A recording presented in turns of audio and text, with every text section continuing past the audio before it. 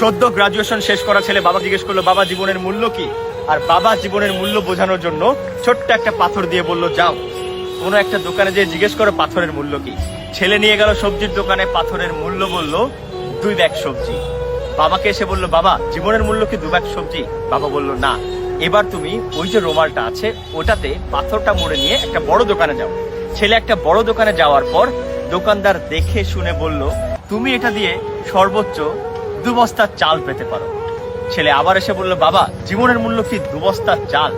বাবা বলল, আমাদের যে মকমলের কাপড়টা আছে ওটাতে মুড়ে এবার পাথরটা নিয়ে কোনো একটা ভালো দোকানে যাও।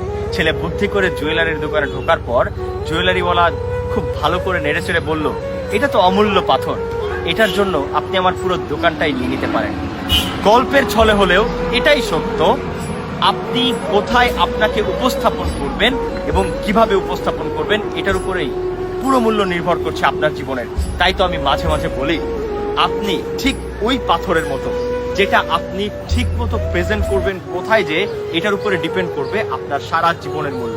হয়তোবা আপনি এখনো সাকসেস হননি আপনার ভাষায়, অথবা সাকসেস জার্নিতে আছেন, কিন্তু আপনি যদি নির্দিষ্ট কিছু মানুষের সাথে মিশে নিজেকে ঠিকভাবে উপস্থাপন করতে পারেন, প্রবাদের মতো, your network is your net worth.